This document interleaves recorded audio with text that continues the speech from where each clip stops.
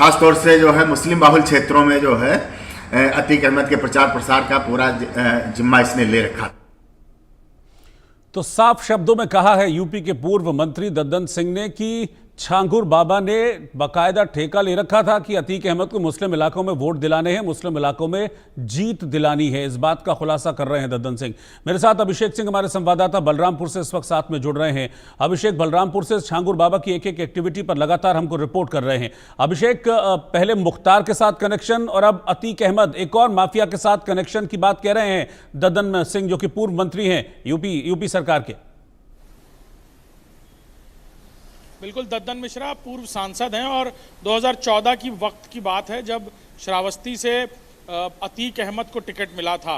अतीक अहमद ने उस वक्त यहाँ इतनी महंगी महंगी गाड़ियों से प्रचार करना शुरू किया था कि श्रावस्ती में उतने साइकिल रिक्शे भी नहीं थे जितनी लैंड रोवर और लैंड क्रूजर जैसी महंगी महंगी विदेशी गाड़ियाँ घूम रही थी। ऐसे में दद्दन मिश्रा उस वक्त भारतीय जनता पार्टी की तरफ से प्रत्याशी थे 2014 के चुनाव में, जब प्रधानमंत्री के तौर पर प्रधानमंत्री बने नरेंद्र मोदी और प्रचार समिति के अध्यक्ष बने। ऐसे में उनकी तरफ से ये बात एक बड़ा खुलासा है कि उस वक्त भी छांगुर बाबा एक्टिव था और सिर्फ एक्टिव नहीं था बल्कि अपने अनुयायियों की मदद से अतीक अहमद को चुनाव जितवाने के लिए बाकायदा उनकी मदद कर रहा था, प्रचार प्रसार कर रहा था, तकरीरें कर रहा था, मंच साझा कर रहा था। और इसी के साथ साथ उन्हीं के एक करीबी यानी छांगुर बाबा के करीबी में से नाम आ रहा है मोहम्मद अहमद, जिनका कहना है कि बाद में उनका डिस्प्यूट हो गया। उनका कहना है कि मुख्तार अंसारी गैंग से भी छांगुर बाबा का बड़ा कनेक्शन है।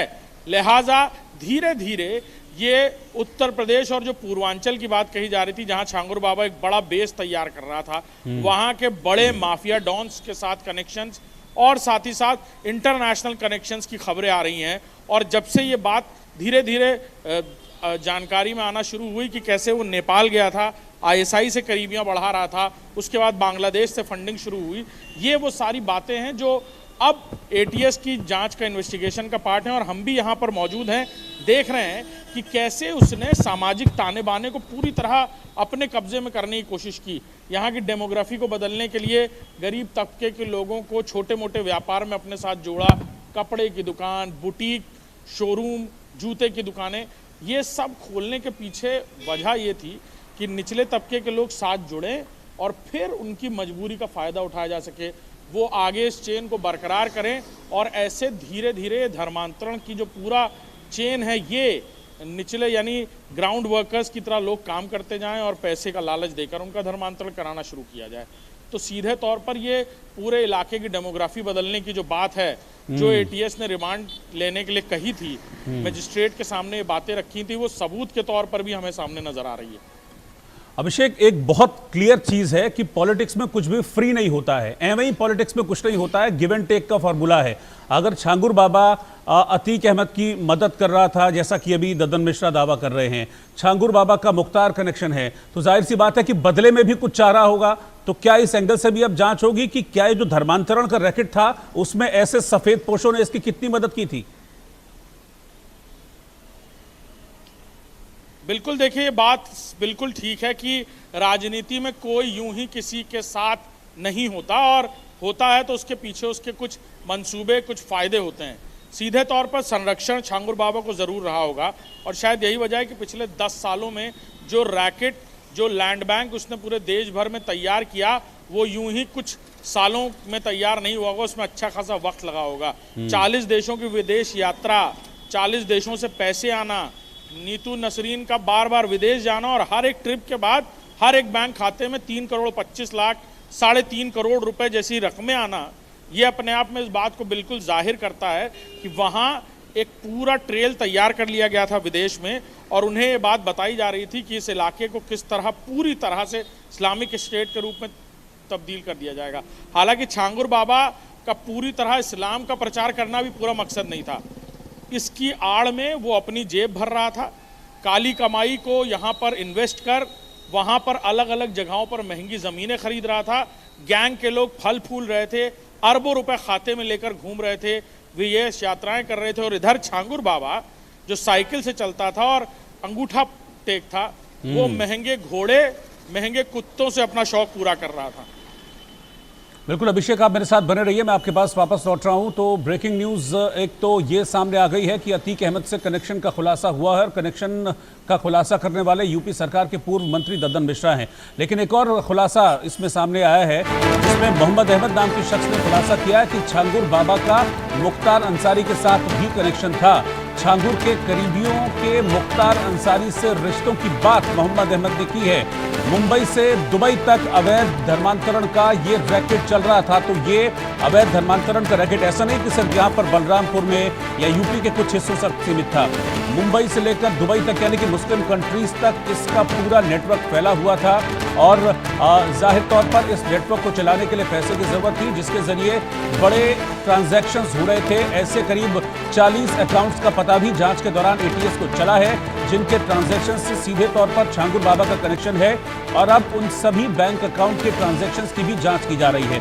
तो अतीक कनेक्शन, मुख्तार कनेक्शन, यानी कि कहीं ना कहीं जो धर्मांतरण का ये धंधा था उसमें संरक्षण हासिल करने की मंशा रही थी छांगुर बाबा की। और इसी के तहत वो कभी मुख्तार की तो कभी अतीक अहमद की मदद कर रहा था, जैसा कि दावा अभी दो लोगों की तरफ से किया जा रहा है, जिसमें एक मोहम्मद अहमद शख्स जो छांगुर बाबा का करीबी है, उसने ये बताया है कि मोहम्मद की कनेक्शन मुख्तार अंसारी से भी था। और अब दद्दन मिश्रा जो कि यूपी के पूर्व मंत्री हैं, वो कह रहे हैं कि कनेक्शन अतीक अहमद से भी था।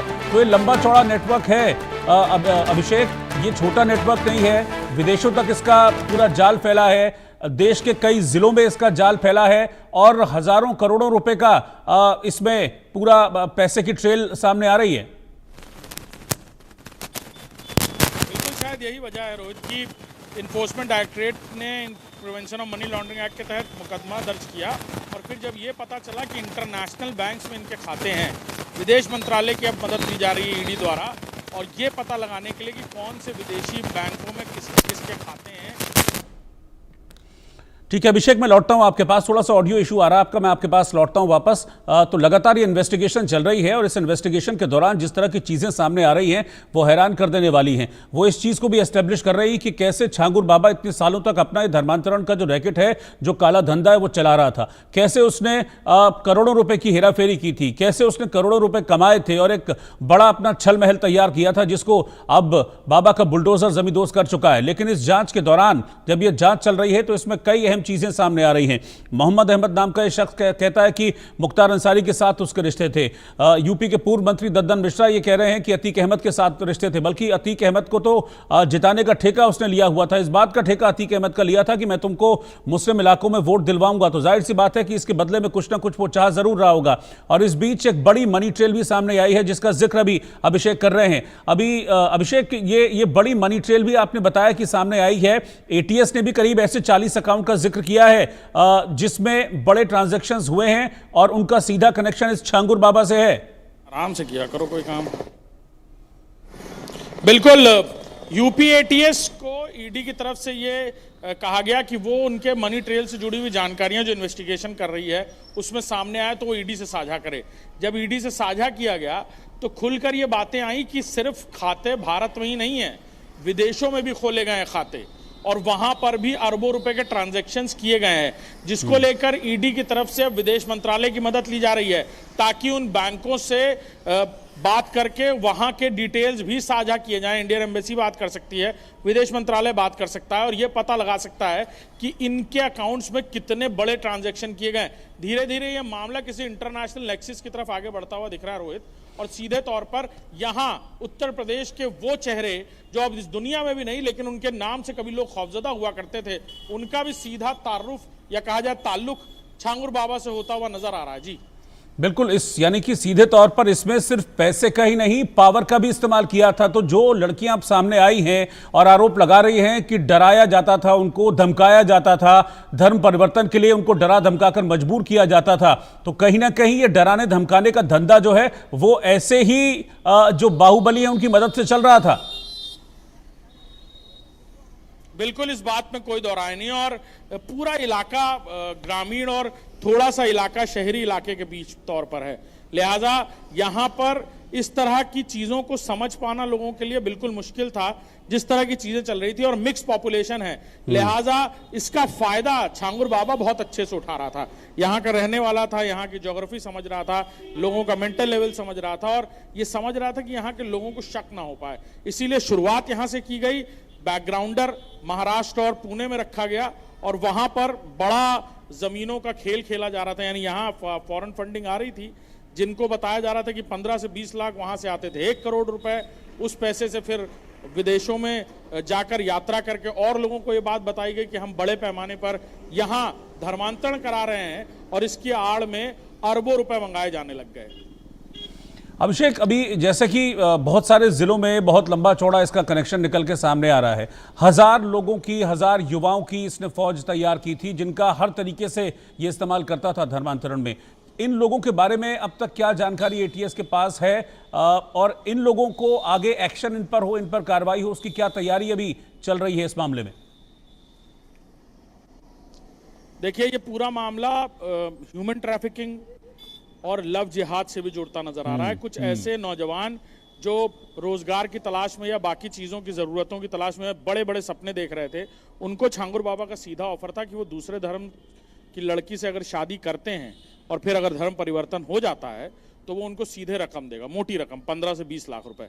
कई लोग तैयार भी हुए, ऐसे भी केसेस सामने आ रहे हैं इन्वेस्टिगेशन के दौरान। कई लड़कों ने तो 2-2 शादियां की हैं इसीलिए, ताकि उनको 2 बार पैसा मिल सके। तो ये बातें भी खुलकर सामने आ रही हैं। पूरी एक गैंग तैयार हो रही थी छांगुर बाबा की सरपरस्ती में। घर के नीचे अंडरग्राउंड गोदाउन भी बनाया गया, यानी कहा जाए एक तहखाना बनाया गया, जहां पर बाकायदा छांगुर बाबा आकर ये बातें कहता था, पैसे देने की बात कहता था, और यहां तक कहता था कि 20,000 लोग अब तक धर्मांतरित कर चुका है वो, आगे ये सिलसिला विदेशों में भी शुरू होगा। तो ये वो बातें हैं जो निकलकर छन छन कर बाहर आ रही हैं और चौंका देने वाली हैं। ठीक है अभिषेक, बहुत शुक्रिया आपका इस पूरी जानकारी के लिए। और अब बात करते हैं बिहार की, जहां पर बेखौफ